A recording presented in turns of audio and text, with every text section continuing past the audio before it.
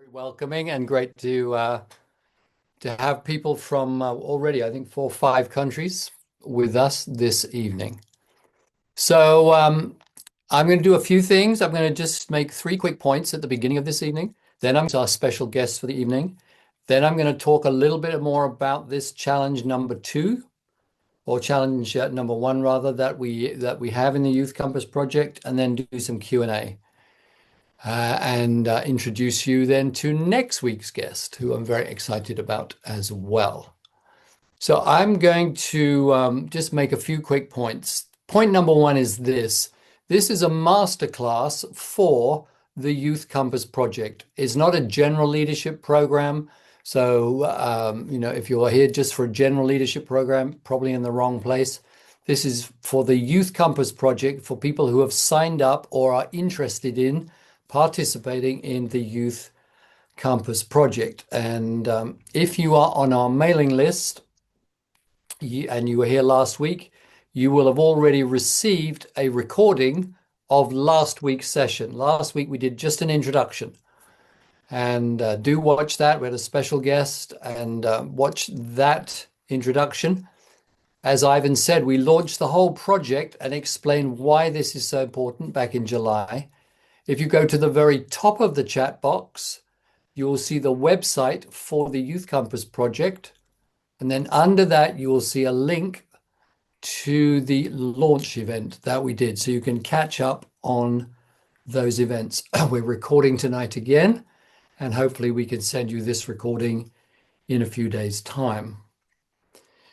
So the thing about the Youth Compass Project is you can do it on your own or with a small group of people. So when you watch the videos, watch them either on your own or with a small group of people. Now, what I want to do now, second thing, is I just want to remind you how you get into the Youth Compass Project, because that is my main aim with this masterclass, is to help you get started with using the Youth Compass Project. It's a bit like if you sign up for a gymnasium. When you sign up for a gymnasium, the gym instructor just helps you get started and shows you what the different weights do and different apparatus do to get you started. And then you have to turn up every day or every week to do the practice. This masterclass is like my introduction to help you get started. And then on your own or with a group, you can get started. So I'm now going to share my screen with you, hopefully. Yes, we can see that. Okay, so when you go to the website, remember the website is at the top of the chat box, www.youthcompassproject.com. You'll see this page. Okay, so you know you're then at the website. Okay, why is it not moving again? Oh, here we go. Now, there we go. So then you will see this video. If you click on the video, it's a 2-minute video that explains about the Youth Compass Project. Under that, there is a button. It says Start the Youth Compass Project. If you click on that button, it will take you to the sign up page. See, there I've circled the button. Click on that button and you go to the sign up page. And it would look like this, and you fill in your details on the sign up page. Once you do that and you submit it, I get an email that tells me that you have joined the Youth Compass Project, and I send you my personal welcome. Now, once you are signed up and you can get in, this is what it looks like. You will see down the left, there are 6 modules. And under each module, there are different challenges. So you see these challenges, and the first module is the preparation. So that was really like what we did last week, was just introducing you to the Youth Compass Project and the launch that we did in July. Now, if you click on module 2, which is where we are tonight, you'll see the first challenge, challenge number 1 here on the left-hand side. It says start at the end. Who am I becoming? So you would click on that and you come into challenge number 1. And this is what it looks like. And you see under each challenge, there we go, each lesson It has a short video explanation. It has got a written explanation of the challenge. The thing about the challenge is it's either for you or you could print it off and give it to a group of people. So even if you've only got one computer or one smartphone, you can print it off and everyone can have a copy of that challenge. And if you can, save it up every week, by the end of it, you will have a book that you've made of the 22 challenges. So you get a video, an explanation, a set of questions to think about or talk about with your group. And then there is a place to enter or log and keep your reflections. When you've done the whole thing, you can submit it and get a certificate of completion. But the idea of the Youth Compass Project is not just to do it once. It's like going to the gym. You have to keep on doing it. So even when you've completed it, in 6 months' time, 1 year's time, do it all again. Keep on developing these heart and character muscles. If you try and rush your way through the Youth Compass Project, it won't let you. I've set it up so the fastest you can do it is 1 challenge per week. Okay, so if you think you're going to get through the whole thing in 2 days, you won't be able to, because it's no good. This is not about information. This is about actually changing our lives. Okay, so that's how you get into it. Now, my third point is this. There were some people who came last week who considered themselves as not being youth. And I want to say to you, if you're here tonight, welcome. I'm delighted you're here. Really delighted. And I think some people were wondering, should I be here? And the answer is yes. And let me explain from this little picture why. The whole point of the Youth Compass Project, I set it up because I was concerned, I am concerned, that we do not have a generation of elders that are being grown for the future. Where are the Mandelas for the future? The older, wiser people full of heart and character who are actually helping provide the wisdom and the direction and the support and the challenge to all of the young upcoming leaders. So if you start at the top, the mentors and the elders, that would be you people who think, I'm not youth anymore, okay? You need to be working on your heart and character every day. I am 68 years old. I am working on my heart and character every day. It never, ever, ever stops until the day you die. We are becoming every day. That's what we're going to look at tonight. And the more you deepen your own heart and character, you will become an inspiration to the younger generation. So you will inspire and help and invest in the generation of youth that we have with us. So if you are older than a young person, sign up to the Youth Compass Project, invest in it in your own life. And then start mentoring, offer yourself to groups of young people to take them through the Youth Compass Project. You can use the Youth Compass Project as a curriculum for mentoring young people. So we definitely need people who are not youth here this evening. And then if you follow the circle of arrows, by investing in the youth, they will then aspire, which means I want to become an elder for the next generation. So that's my aim, is that the young people that were with us tonight are starting right now to invest in becoming the future Mandelas for the world. So they are the 3 points that I wanted to make at the beginning. So I'm going to stop sharing my screen now. And in the Q&A at the end, if there's any questions you've got, then please ask me. Now, I have a very special guest this evening, Purity Njue from Kenya. I've known Purity since 2012. Purity was with me on the very first pilot that Emerging Leaders ran in Kenya.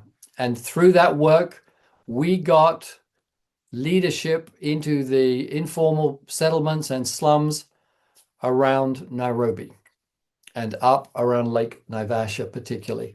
Purity then became the first ever national leader for Emerging Leaders. So she had a very crucial pioneering role for emerging leaders in Africa. Purity is now working back in the corporate sector with VegPro that works growing your fruit and vegetables and sending them all over the world and flowers.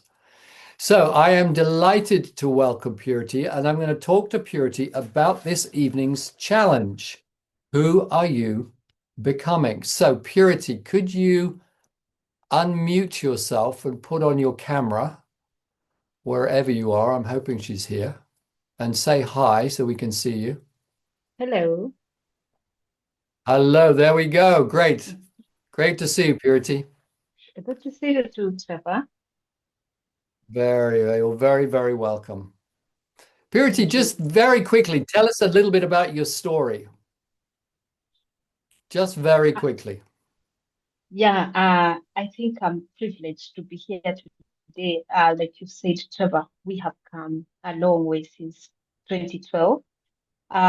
So by the time we were meeting, I was in corporate, like you said, in VegPro, and we had this program that we wanted to test out with a customer, Marks and Spencer, and bring in people to learn. So I think for us who are managers then, we felt like our role is to mobilize the women who are working in the pack house, the men who are working in the cold rooms or on the farms, to attend a program on leadership and learn, because we thought we are leaders.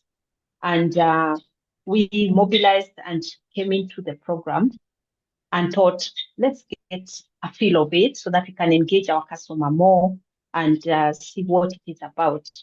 And we ended up, and when I say we, I mean myself and other managers, including one of our directors, sitting through the program of leadership for 3 full days. So I think for me, my story was one of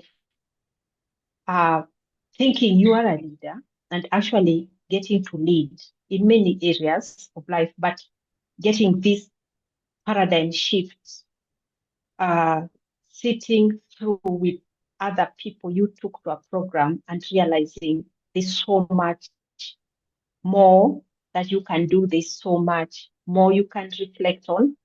And whether it's in areas of managing debt, for example, or areas of running a project or pattern character, it was a challenge for us, even as management team then, to engage. And we felt that it is one of the areas that people don't engage with a lot. Few people sit down to really reflect on their heart and character. Great. Thanks, Purity. Now, tonight's is challenge number 1 in the Youth Compass Project. And it's all about begin with the end. So we know that great leaders don't just get up in the morning and just go through the day. They begin the day by knowing not just where they want to get to at the end of the day, but where are you trying to get to at the end of your lifetime? So every decision you make today is shaped by where you want to get to in the future. So we'll come back to that later. So Purity, with that in mind, I want to just ask you a few questions. My first question is this: what are the challenges that you face that you think that young women and girls in particular are facing right now? And what are the greatest influences on young women and girls right now? Yeah, I think the biggest challenge I see, and I've learned even through my own experience, is young girls and women not seeing themselves as leaders, and mainly because of the challenge of being excluded. I have seen a lot of, in many areas where gender equity is not present, whether you're talking about corporate or you're talking about decision making at family level. Whichever area, I think the biggest challenge that girls and women have to overcome is to be included and seen as a leader. And this means that they didn't build that leadership muscle. they didn't see themselves as leaders. They didn't have the self-confidence or self-esteem. And this makes them now accept some of the other challenges sometimes as norm. So we've been seeing a lot of gender-based violence, for example, femicide in Kenya, where I am. We've seen women get killed. We've seen women get battered, women get abused for a very long time.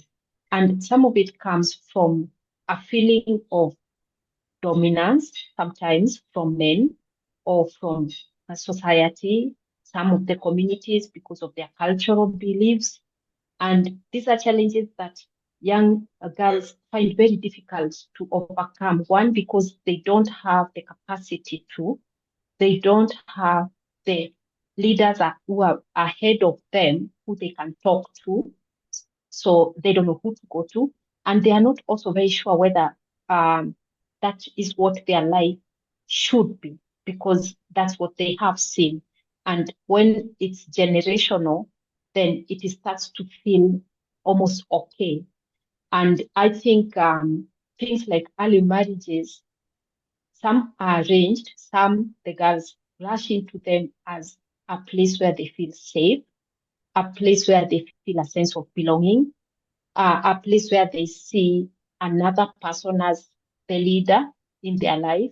So could be an older man, could be even a person who provides resources like money or whatever it is that they need. So I think in terms of influence, again, it's what are they seeing in society, especially today with social media. They see the social media influencers as rich girls, as girls with the latest iPhone, as girls with a car, and some of the people they want to get there, but they find the only way to get there is maybe associate yourself with a person who may be your sponsor, could be a man that has money. It could be getting involved in things like prostitution, unfortunately, or getting involved with the wrong kind of gangs or people who make you feel your belonging. So those do influence people, and also the leadership that exists in their areas where they are, whether it's in the political leadership, whether it is at work. That leadership tends to influence how people see things, how people do things, and if it is wrong, then people tend to want to do it. That leader is corrupt, so I'm going to be corrupt because that makes me get out. In Kenya, they say, get out of the block, get out from where I'm stuck. Yes. Yes. Okay, that's great. Thanks, Purity. And this Purity, you've got a daughter yourself. If you if you had an ideal mentor for your daughter, what would be the qualities of an ideal mentor that you'd want to see to be a good influence on like your daughter? I think I would want to see a person who is grounded in values. And by this, I mean a person who is not easily who does not easily shift with trends that are coming up, with the circumstances, that they can stand their ground in terms of who they really are. And if they lose their way, then they can be able to come back because they are very grounded in where they should be. Okay. I would want to see a person who can bring for them more than they get in the current education system. I say this because the curriculum could be designed to teach you how to add and subtract, to teach you how to write, to teach you science and everything, but it's not aligned to real life issues. And the kind of mentor I would want to see is people who, from the early age, inspire people to overcome challenges like unemployment, for example. So you are telling a person, don't have a mindset of, I must get a job. Have a mindset that I can create a job. I can create a job online because that's what is going to be the future. I can market a product online. I can influence people positively through my mobile phone, through my status, through all that. So I would want to see a person who can deal with the challenges of today, but also cast their vision for 5 years from now, 10 Right. years from now. Okay. Yeah. Great. Now, I asked this question of Peter last week, and I'm going to ask you again. How important do you think the issue of heart and character is in a young person's life and developing heart and character? Because I don't know of any school that has heart and character on the curriculum. And yet, well, you tell me, how important, why do you think it's important? I think it's very important because going back to our journey with the training that we were doing, we were saying character is who walks through the door, meaning that's who you are. That in your entirety, it's all about your heart and character. It determines who your circle of people or friends around you are.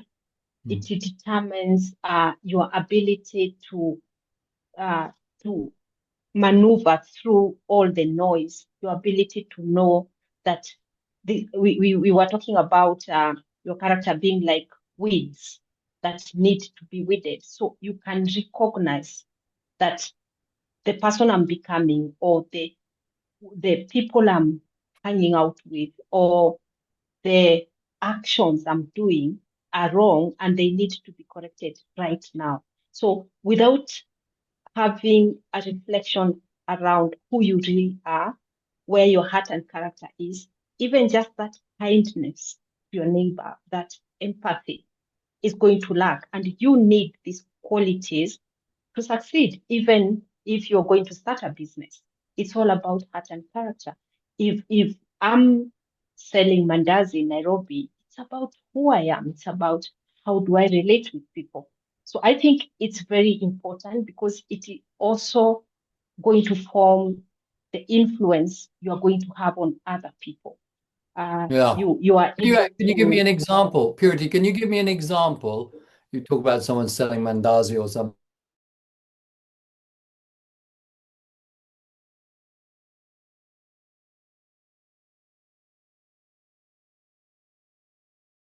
Things on the direction of their life.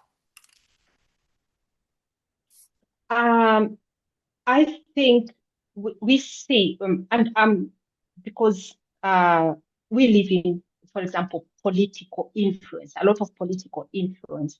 You can have a member of parliament or your local member of county assembly doing really great things, having a big vision. And we have, unfortunately, that situation in Kenya today where the youth feel that the government, for example, has let them down in a way that where they're saying it's very difficult to lead them after that. So, for example, people have a demonstration, people get shot and killed, and that particular lack of empathy on that issue, if whatever else that person does, even if they bring you money, even if they bring you development, they are not able to get over the fact that I didn't see empathy from you. You didn't connect with my feeling at that particular time. Yeah, So in a general sense, that is I think one of the areas. that's a good, yeah. Yeah. I remember someone said to me once, you cannot talk your way out of something that you have behaved your way into.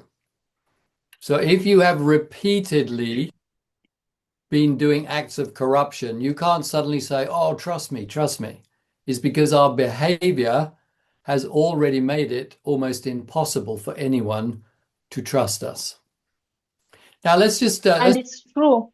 yeah, Sorry, Trevor, to carry on. add, I think, unfortunately, it's true in areas even like church. Yeah. I engage a lot of young people, even in the church. I go to the Catholic church, but in just all churches in general. And you get a feeling of, because of what the pastor or the priest or the bishop did, or because of how they handle themselves around resources, I have lost faith in that church. I have lost Yes. trust.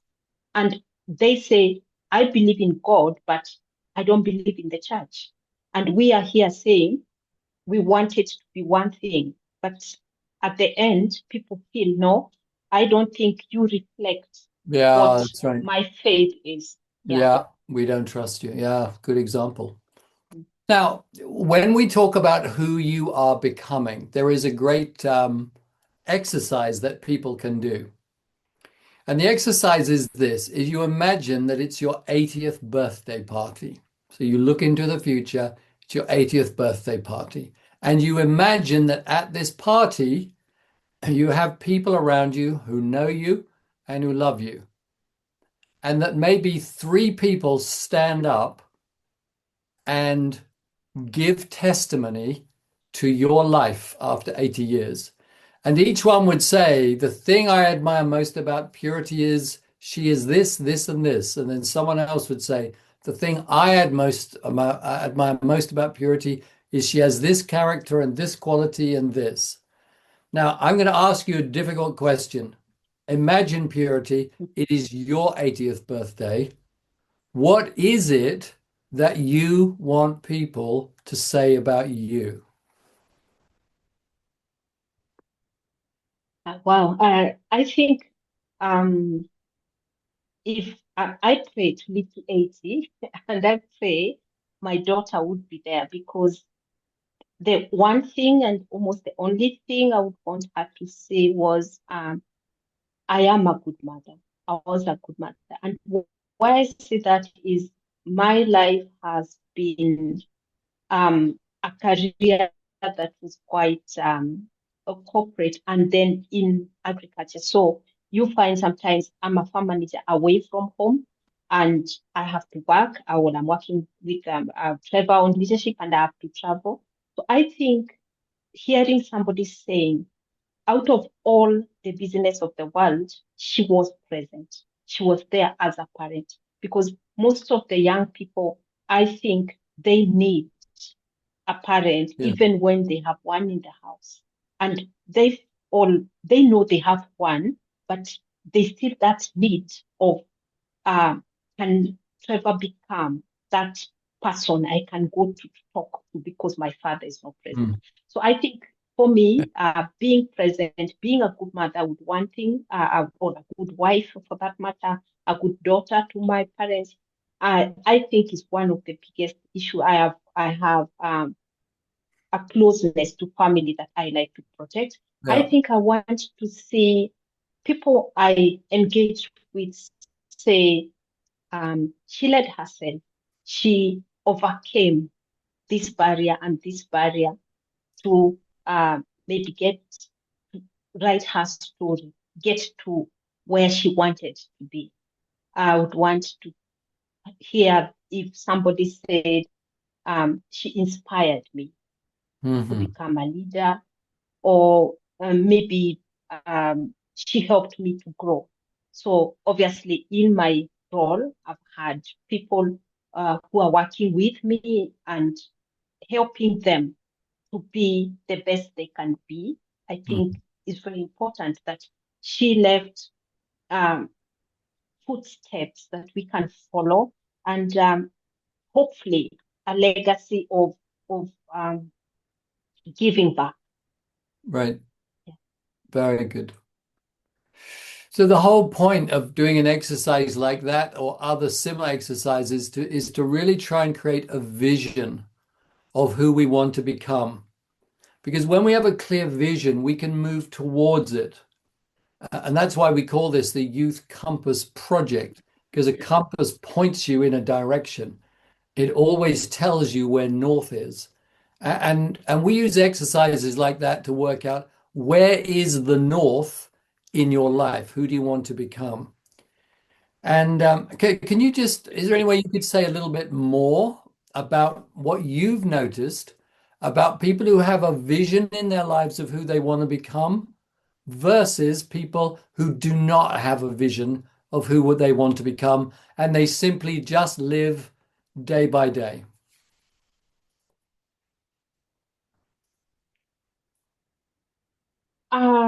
I think, like it said,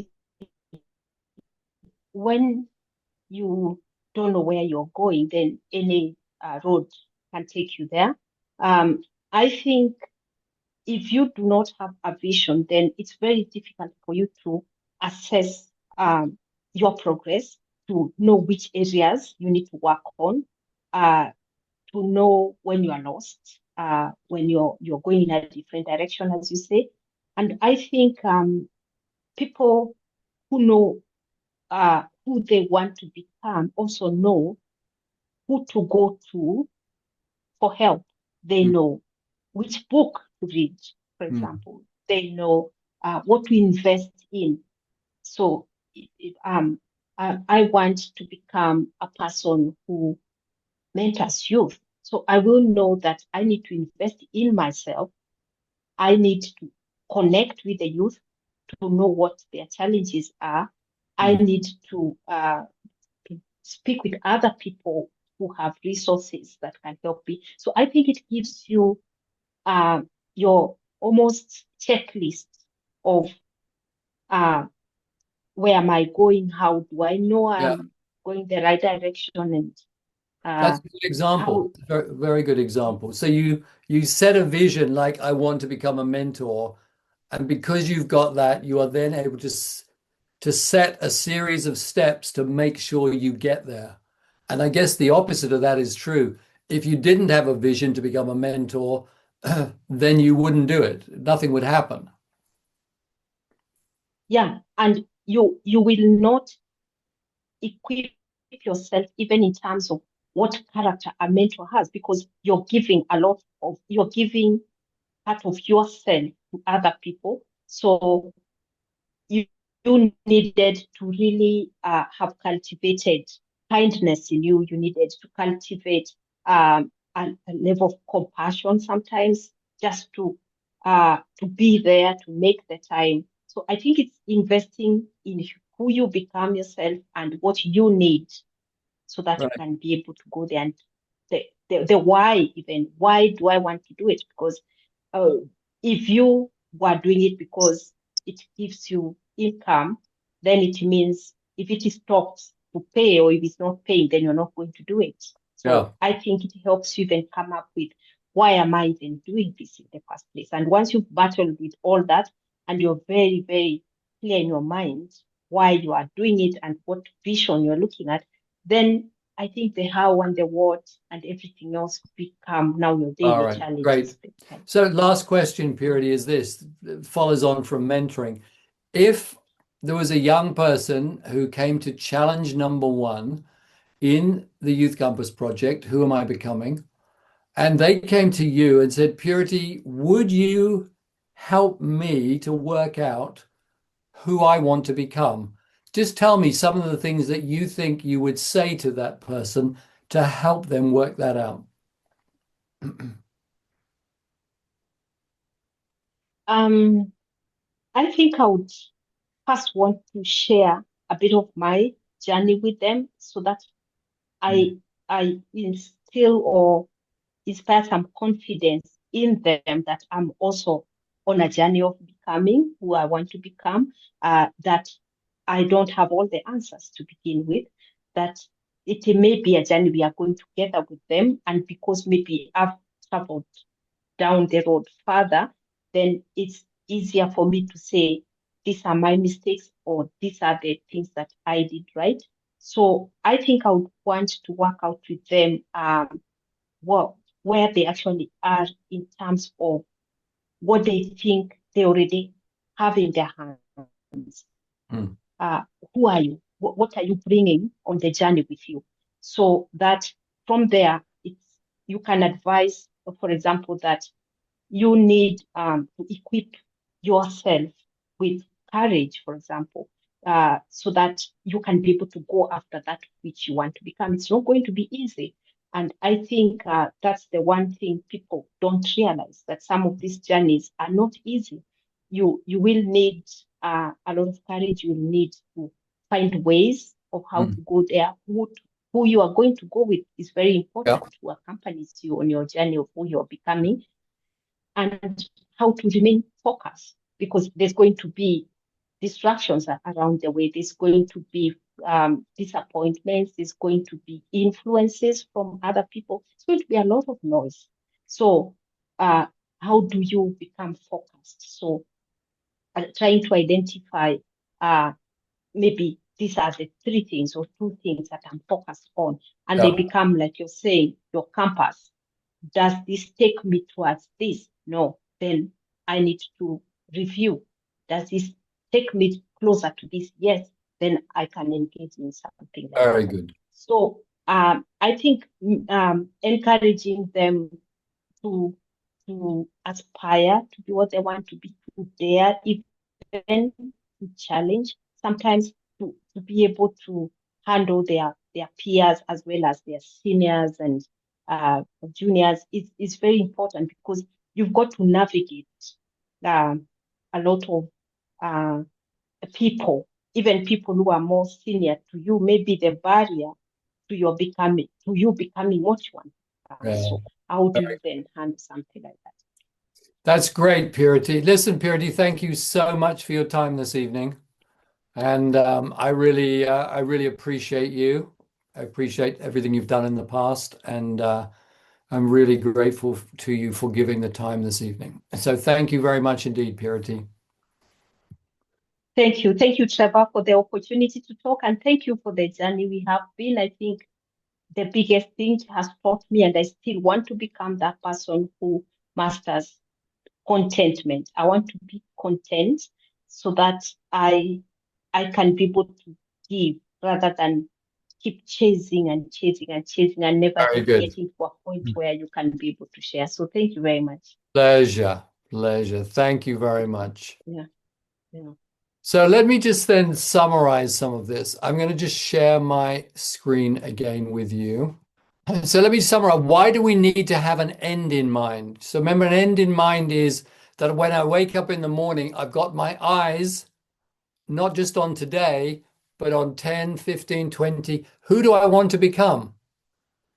Do I want to become a person of influence? Well, I need to start working on my heart and character today, because all influence is based in heart and character. If I want to be a great parent, the best time to aspire to become a great parent is before you ever get married, because then you can start working on the kind of person that you are who can be a great parent. So why have an end in mind? Number one, it gives us an intentional destination for our lives. Many people just muddle their way through life. Day after day, they just get up and they do this, they do that, they go to bed, and that was today. And then they get up and they muddle their way through tomorrow. Leading your life, having an end in mind, gives you an intentional destination. I want to become this kind of person. Number two, it allows us to check every decision we make each day. So as Purity said, if our end in mind is like a compass, you hold it up against every decision. Say, does this decision make me a more trustworthy person? Does this decision lead me to greater contentment? Does this decision lead me to be a better parent? Number three, it gives us strength and courage when life is tough. See, when the winds and storms of life blow on us, our end in mind is like an anchor. You hold on to it like your life depends on it, and say, this storm is hard in my life right now, but I know where I want to go. So I'm going to use the tough things that happen to me as resource for developing more courage and more strength and more resilience. And number four is it keeps us focused in our lives. Oh, I've lost that. Baba kibakola. Uh, Omusajja someone's got their mic. omusajja abadde ayagala kukwata omukazi. Hello? Someone has got their microphone on. Could you everybody mute? Thank you. So the real end in mind that the Youth Compass Project looks at is this issue of eldership. Elders are the people in our lives, people like Nelson Mandela, people who lead their lives. They don't let other people lead it for them. They love, which means that their life exists for the benefit of others. And they leave a legacy that outlives them. So Nelson Mandela's life continues to give to us by way of courage, by way of wisdom, by way of example. His life keeps on giving to us. That is what a legacy is. That is what elders do. And my aim for the Youth Compass Project with all of you who sign up for it is that you will aspire that in the latter part of your life, you will become an elder. And the time to start developing towards that goal is today. I don't care if you're 15 years old, 16 years old, 20 years old. You start today through the Youth Compass Project to aspire to have an end in mind that says, I want to be an elder in my generation. So that's what this Youth Compass Project is really investing in and calling you towards. So I just want us now to use the time to take up some questions. So you've heard me talk about a number of things, and you've heard Purity talk about a number of things. Let's focus on this issue of who am I becoming, and starting with the end in mind. And if you've got a question, I don't know whether the best thing is to write it in the chat box or unmute yourself and ask. Ivan, you can help me with this. Okay, thank you very much, Trevor and Purity, for such a good session. As the questions come, I tell you, like the questions come from we've got people from across the globe. It's quite inspiring to see the caliber of people that we have on the call. Fideli, you want to say something? Yes. Thank you so much. Thank you everyone for great insight. My name is Fidel. I'm from Kigali. Oh, great. Great to have you. Yeah. So I'm working in sports and youth development in an international organization. Do you It's work called, with Landry? No, I'm working in like a partnership office. It's a Okay. partnership in like a state in Yeah. Germany called Palatinate and Rwanda. Okay. So for me, I'm working actually with many young people and also networks. That's why I also like wanted to get also more insight, because it was really interesting to go through the the details you shared, but also the Purity insight on how Yes. like she was shaping her career, but of course the character. So for someone who's interested in also multiplying the knowledge, sharing like uh, this this project of yours, what Yes. kind of support do you offer? Is it only that they can only go through the materials, or do you offer also other additional support in case maybe they need some, for instance, a workshop also Sure. offered by you if there Yeah. is a large community or large number of people who are interested? How is Yeah, that? that's a good question. So I'm if you gathered a group of young people together Yeah, who are working on the Youth Compass project, and you wanted me to sit in one yeah, of your meetings yeah, online, we'd have to do it by Zoom, and yeah, do like a question and answer discussion, mentoring. Yes, I would be very happy to do that. yeah. Thank you so much. But you would need to set it up.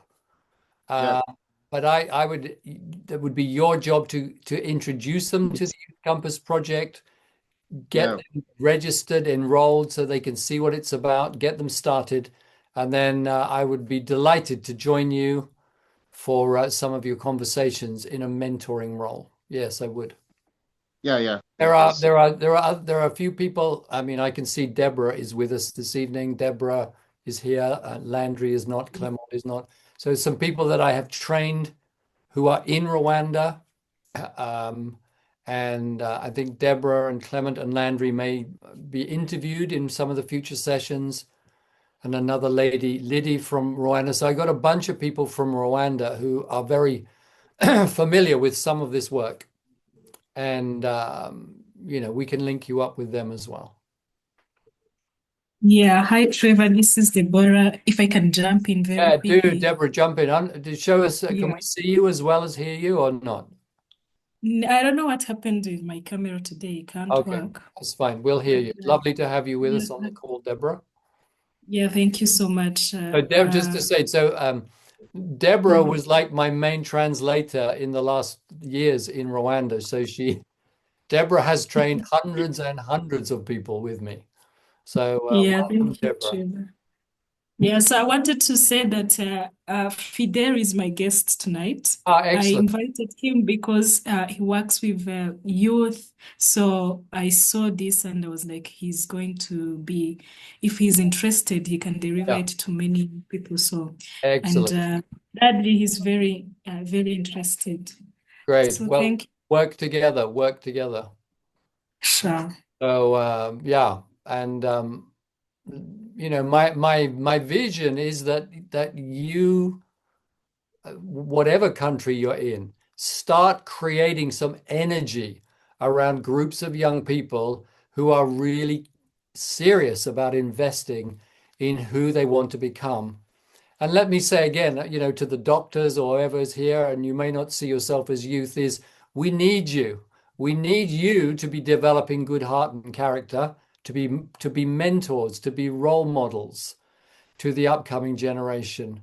And you get young people together. You can open doors for these young people. So we all work together, whatever our age, to help grow the future of eldership in the world. Okay. Any more question around the room? Appreciation, your reflection. Yeah, as we find our microphones, I just want to share where I am right now with these wonderful people. One of the things that Trevor teaches is appreciative thinking. So I want to appreciate these people. They make things happen. Byron, John, and I also have Richard, who's just joined us. So they make things happen. So let us show them some love. Yes. They make Excellent. Technology, everything, the sponsorship and everything. But as Trevor, as Security was sharing, I remember this quote from Trevor, like I learned it from, but say that life is the most difficult exam.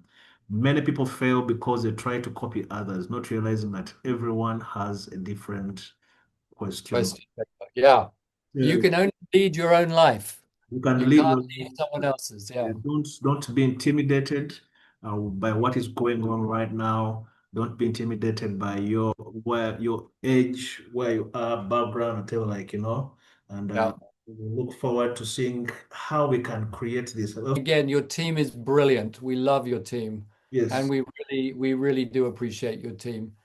So I'm keen to keep to time because I don't want to keep you. So let me just tell you, next week, I have a very, very special guest.